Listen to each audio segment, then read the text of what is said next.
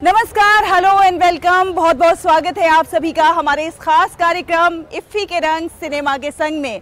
IFFI के इस मंच से हमने कई दिनों से आपको लगातार इफ्फी के कई खूबसूरत रंगों से रूबरू कराया है। आज भी बहुत सारी कहानियों को लेकर, बहुत सारी अपडेट्स को लेकर हम एक बार फिर हाजिर हैं। नमस्कार, मैं हूँ शहला निगार और आप देख रहे हैं हमारा ये विशेष कार्यक्रम इफ्फी के रंग सिनेमा के संग। एक बाल कलाकार से एक्टिंग की शुरुआत करने वाली और दशकों तक दर्शकों के दिलों पर राज करने वाली, अपनी एक्टिंग का लोहा मनवाने वाली और अपनी खूबसूरती से लोगों के दिलों पर राज करने वाली ऐसी शख्सियत हैं आशा पारेख जी।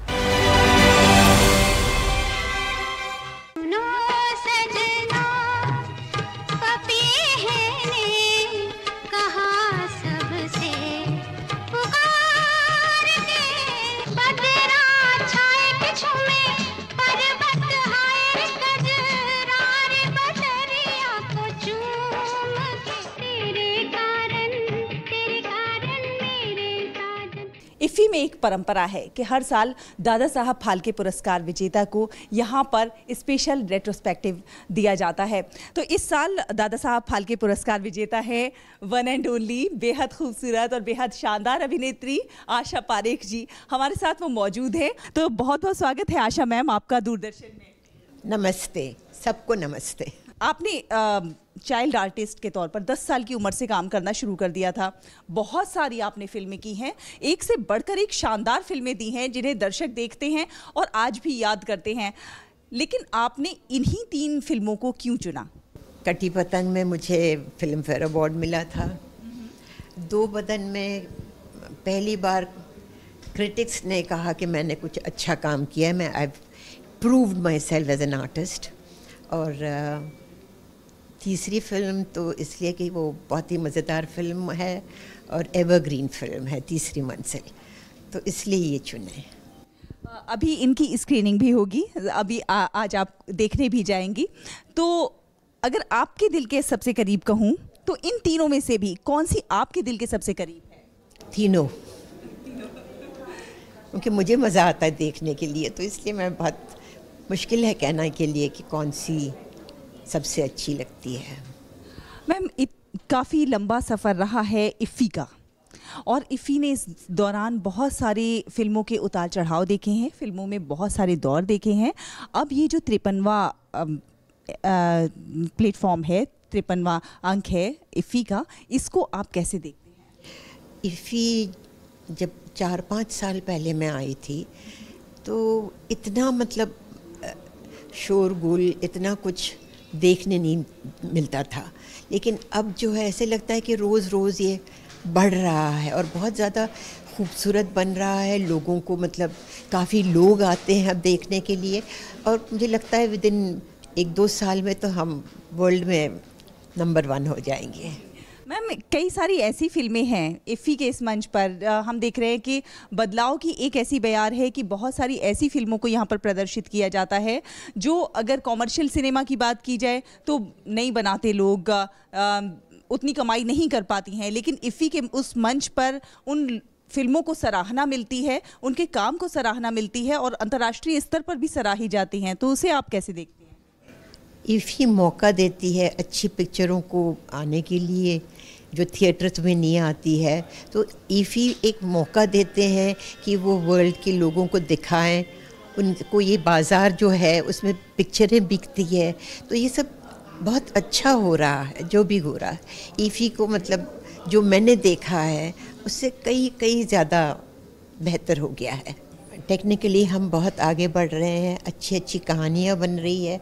हाँ, जो कमर्शियल फिल्म्स है वो कुछ थोड़ी बहुत सी कहते हैं कि एक ही बात चल रही है, कुछ नई बात नहीं आती, इसलिए कई पिक्चरें नहीं चलती है। क्यों नहीं चलती है? इसलिए कि यार वही एक ही चीज़ हम रिपीट कर रहे हैं। लेकिन कुछ ऐसी फिल्में हैं जिसे देखकर वाह क्या पिक्चर बनाई है। इफ्फी के इस मंच पर ना सिर्फ फिल्मी सितारे अपनी फिल्मों को प्रमोट कर रहे हैं, बल्कि वो यहाँ से सामाजिक सरोकारों के संदेश भी दे रहे हैं। और ऐसा ही एक संदेश देते हुए दिखाई दिए तमाम फिल्मी सितारे, स्वच्छता का संदेश। जी हाँ, स्वच्छता का ये संदेश तमाम फिल्मी सितारों ने राजनीति के दिग्गजों के साथ आकर जनता को दिया। तो देखिए इफ्फी के इस मंच से फिल्मी सितारों का ये खास संदेश।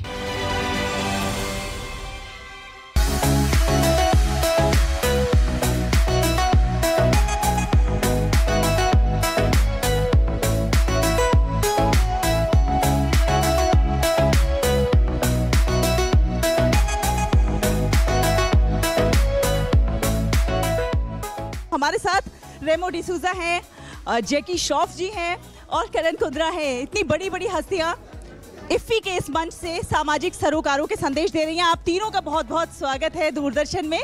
आपसे जानना चाहेंगे कि क्लीनाथॉन एक तरह से प्रधानमंत्री नरेंद्र मोदी का स्वच्छता का एक बहुत बड़ा आंदोलन उन्होंने खड़ा किया हुआ है और आमजन उसमें बढ़ चढ़कर भागीदारी दे रहे हैं। जब आप जैसे लोग आकर संदेश देते हैं तो कितना प्रभावी हो जाता है? बिल्कुल हो जाता है, क्योंकि बहुत सारे ऐसे फॉलोअर्स होते हैं तो उनके थ्रू हमारी मैसेज ज़्यादा स्प्रेड होता है। तो और ये स्वच्छ भारत हमने हमारे प्रधानमंत्री जी ने स्टार्ट किया था और अब स्वच्छ सागर, सुरक्षित सागर भी स्टार्ट हुआ है। सो ये क्लीन अप की बात की जा रही है और फ्यूचर की बात कर रहे हैं। तो it's very very nice and I am very proud to be a part of this. So environment एक बहुत बड़ा मुद्दा है, पर्यावरण प्रदूषण से बचाने का एक बहुत बड़ा मुद्दा है। ऐसे में जब आप लोग कल ये ड्राइव करेंगे तो ये कितना प्रभावी होगा? धरती माँ को साफ रखना एक पेट्रियाटिज्म है। पेट्रियाटिज्म उसको भी कहते हैं कि कचरा ना फेंको, किसी ने फेंका तो शर्माओ मत, उठा के रख दो, उनको समझाओ। ये बातें घर में सीखने मिलता है, माता पिता बताते हैं, स्कूल में तो बताते हैं। वो ये बच्चों को वहाँ से पकड़ो जब छोटा है, क्योंकि जो हम छोड़ के जाएंगे उनके लिए छोड़ के जा रहे हैं। मेरे बाबा का लेगेसी उनकी लेगेसी है, मेरा नहीं है। बच्चों को संभालना अपना धर्म है। Patriotism is teaching them how to keep your Mother Earth clean so that they'll enjoy the beauty that our generation and our forefathers have enjoyed. Let's have a clean beaches all across. हम लोग renewable energy की बात करते हैं, हम लोग sustainability की बात करते हैं, हम लोग मेक इन इंडिया की बात करते हैं। हम जब बाहर ट्रैवल करते हैं हम देखते हैं कि लोगों ने अपनी कंट्रीज़ में इम्पॉसिबल सिचुएशंस में डेजर्ट्स के बीच में उन्होंने इतना कुछ इतना उन्होंने they've grown so much, they've used, but India as a country we have a lot of resources, so it's about sustainability. जितना हम अपने आप को सुरक्षित करेंगे वो कैसे होगा, उसका पहला स्टेप सफाई होती है। So it is about creating an environment for us, for our future. अगर हम चाहते हैं कि हम एक ऐसी कंट्री बने जिसको किसी बाहर की सपोर्ट की, एड की ज़रूरत ना पड़े, जो कि ऑलरेडी है। कभी किसी ने सोचा था कि इफ़ी में पर्यावरण का एक कॉन्क्लेव होगा या प्रेस कॉन्फ्रेंस होगा, क्योंकि ये फिल्म से जुड़ा हुआ है। लेकिन पर्यावरण एक ऐसा विषय है जो हर विषय, और फिल्म तो सबसे ज़्यादा, क्योंकि इतने सारे स्टार्स जो होते रोल मॉडल होते। आज मैं यदि कोई बात कहूँ एक सामान्य व्यक्ति की तरह तो वो कितनी असरदार होगी मुझे नहीं पता, लेकिन करण अगर कहें या जैकी कहें या रेमो कहें तो ज़रूर असरदार है, क्योंकि इन्हें हज़ारों लोग फॉलो करते हैं। कितना महत्वपूर्ण हो जाता है इफ्फी के इस मंच से आपने जिस विषय को उठाया है, ये विषय बहुत महत्वपूर्ण है और लोग आप लोगों के इस आह्वान का अनुसरण करेंगे। तो ये इफ्फी का मंच आप कितना महत्वपूर्ण मानती हैं? इफ्फी ने इस बार बीच क्लीन अप प्रमोट किया है, ये बहुत बड़ी बात है। देखिए ऐसे फिल्म इवेंट्स में बहुत लोगों का इंटरेस्ट रहता है, आईबॉल्स रहते हैं, बहुत सारा लिखा जाता है, और उस वक्त जब स्टार्स हमारे साथ जुड़ते हैं, गवर्नमेंट जुड़ती है और हम कोई कॉज के बारे में लोगों तक जाते हैं, तो वो लोगों के मन में और अच्छी तरीके से रिवाइज हो जाती है कॉज। सबको पता है कि बीच क्लीन रखना है, गोवा में तो कल्चर है, बीचेस को भगवान मानते हैं, पर एक रिवीजन ज़रूरी है कि हाँ हमें अभी आगे भी रखना है और आज अगर कुछ कमतरता हो उसे भी हमको ठीक करना है। तो ये बहुत अच्छी बात है कि इफ्फी में ये जो एक मुद्दा है ये फिर से लोगों के सामने आया है। मैम, जब जाने माने जो चेहरे होते हैं, चाहे वो राजनीति से जुड़े हों या फिल्मी दुनिया से जुड़े हों, जब वो इन संदेशों को पहुंचाते हैं तो वो और भी ज़्यादा महत्वपूर्ण हो जाते हैं, आप मानती हैं? यकीनन। अभी देखिए जैकी श्रॉफ जी है, लोग कितना सुनते हैं उनको, उनकी बिड़ू वाली लैंग्वेज लोगों को पसंद आती है। फिर हमारे साथ यूथ आइकन करण कुंद्रा जी है, रेमो जी है, तो इनके अपने अपने फ़ैन फॉलोइंग्स हैं और क्योंकि ये ग्लैमर इंडस्ट्री में इनको बहुत फ़ैन फॉलोइंग्स होने की वजह से लोगों तक जल्दी पहुंचती है ये बात। बहुत बहुत धन्यवाद मैम डीडी न्यूज़ से बात करने के लिए। इफ्फी के इस मंच पर रेड कारपेट पर हर दिन फिल्मी सितारों का जमावड़ा है। जी हाँ, फिल्मी सितारों की एक झलक पाने के लिए बड़ी संख्या में लोग आ रहे हैं और उन्हें देख रहे हैं, उनसे बात करने की भी कोशिश कर रहे हैं। हमने बात की यहाँ आए मशहूर प्रोड्यूसर डायरेक्टर अनीस बज़मी और अभिषेक शर्मा से।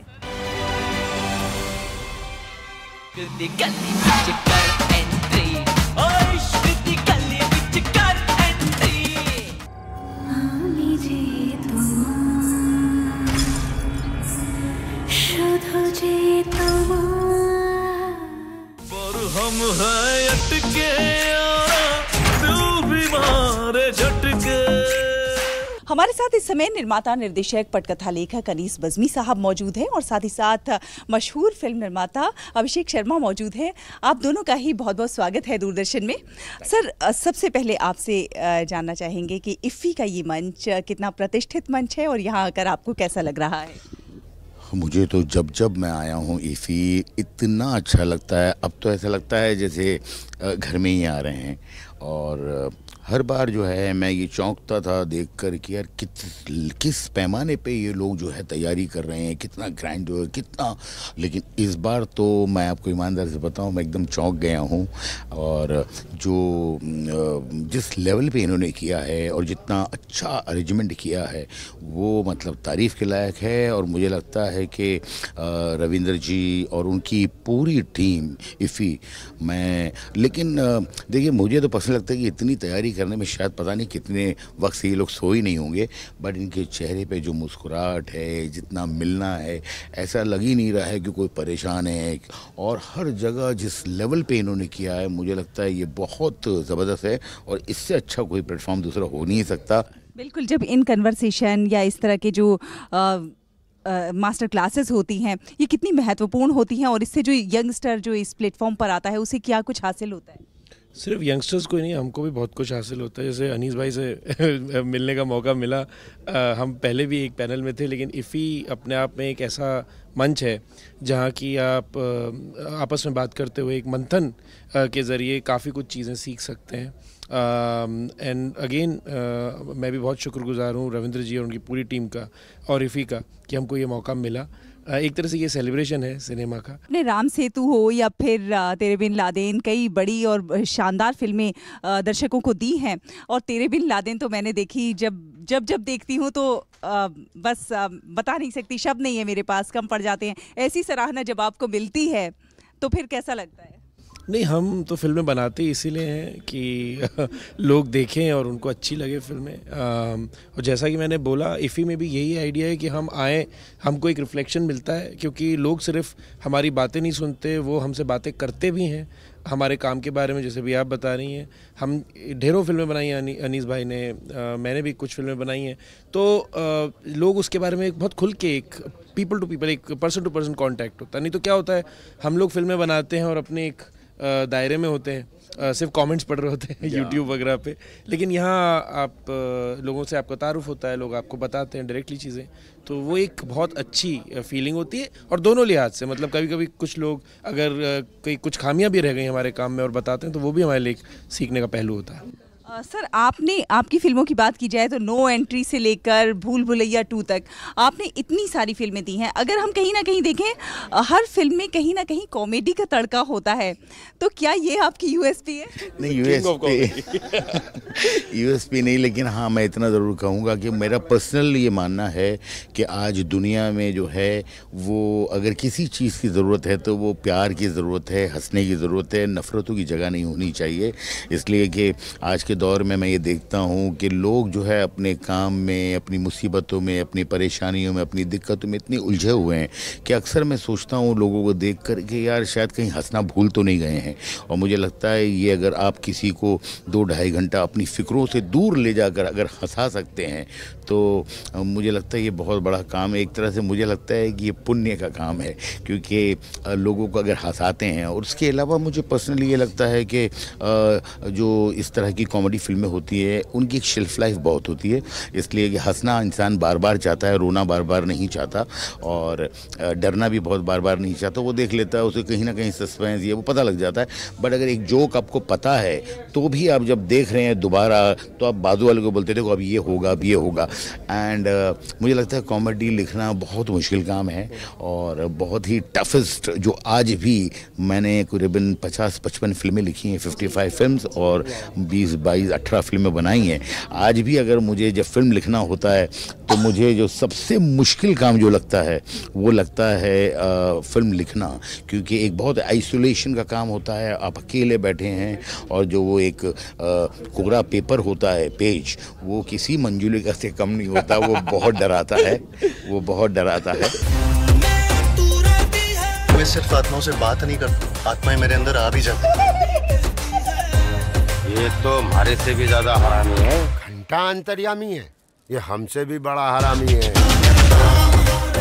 भूल भुलैया की बात करें तो भूल भुलैया 1 में आपके साथ अक्षय कुमार थे और 2 में आपके साथ कार्तिक आर्यन थे।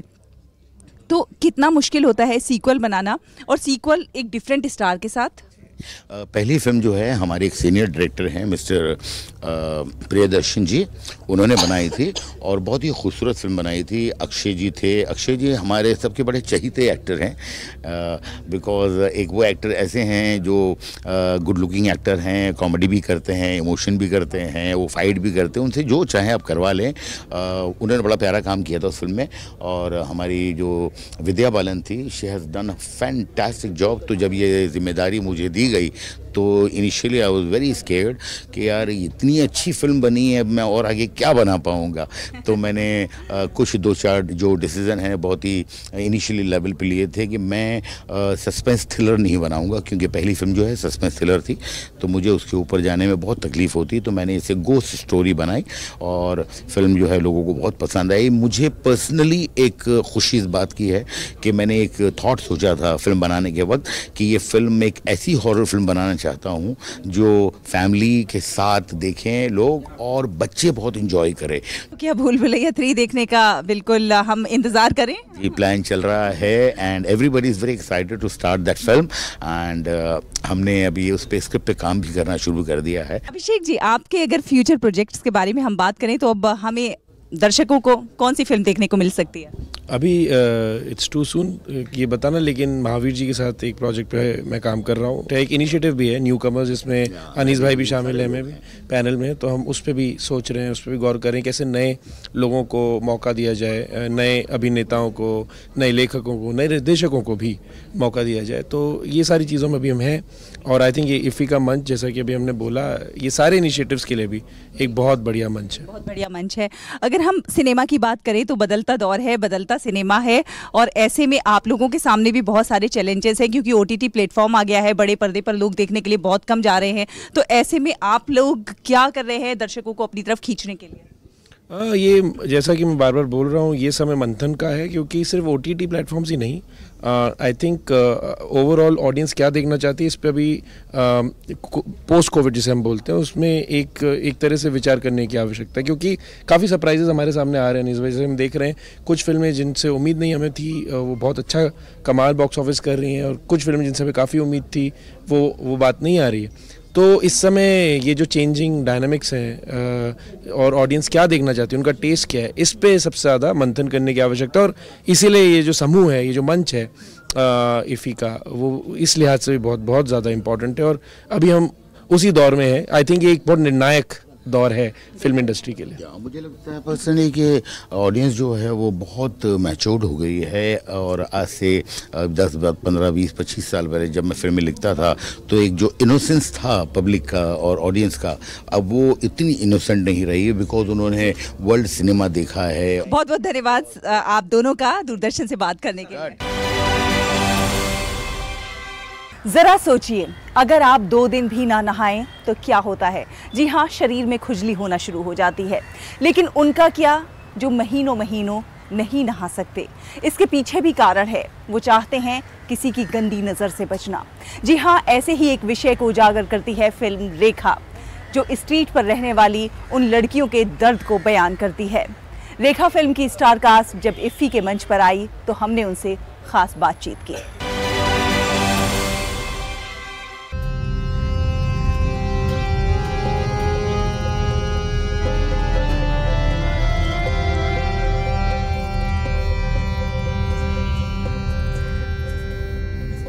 आज इफ्फी के इस मंच पर रेखा फिल्म शोकेस हुई है। हमारे साथ फिल्म के डायरेक्टर और फिल्म की स्टार कास्ट मौजूद है। फिल्म के डायरेक्टर शेखर बापू रणखंबे जी हमारे साथ मौजूद हैं। ये एक ऐसा टॉपिक है जहां पर एक लड़की, उसे नहाने का मौका नहीं मिलता है। अगर वो नहाने की कोशिश करती है, वो चाहती है कि नहाए, तो उसे समाज और परिवार रोकता है।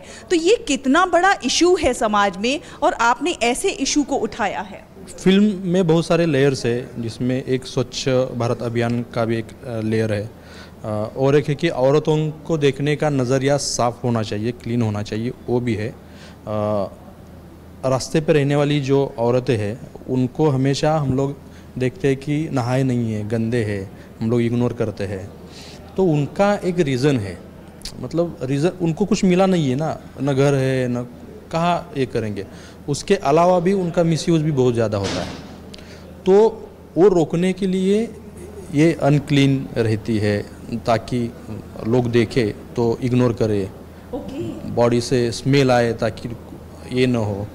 तो ऐसी बहुत सारी चीज़ें हैं जिस वजह से वो क्लीन नहीं रहती है। मुझे लगा कि ये सब्जेक्ट ये लोगों तक पहुंचना चाहिए।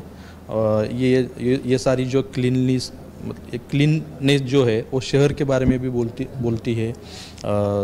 एक स्वच्छ भारत अभियान को भी हमने उसमें लाया है। तो ये 3, 4, 5 लेयर में फिल्म बात करती है।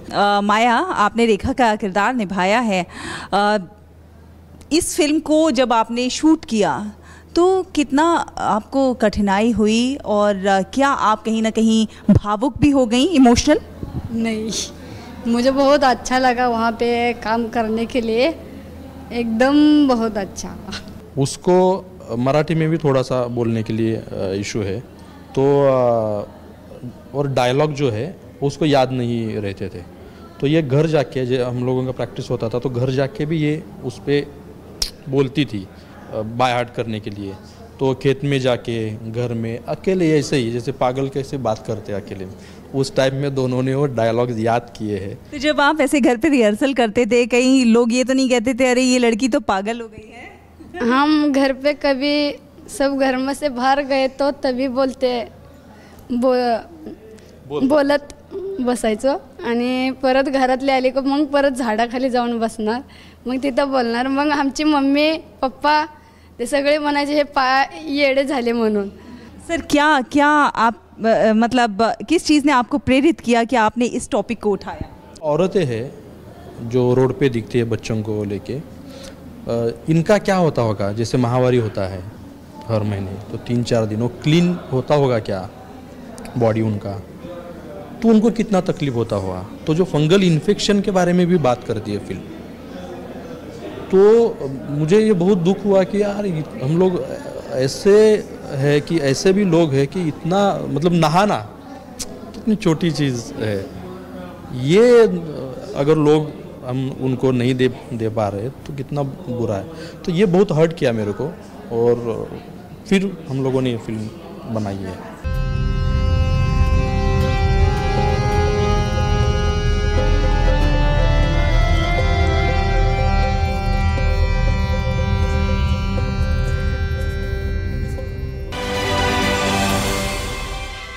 इफ्फी के रंग सिनेमा के संग हमारी इस विशेष पेशकश में अभी के लिए बस इतना ही। फिर हाजिर होंगे इफ्फी के कुछ खूबसूरत रंगों को लेकर। हमें और हमारी पूरी टीम को दीजिए अनुमति। नमस्कार।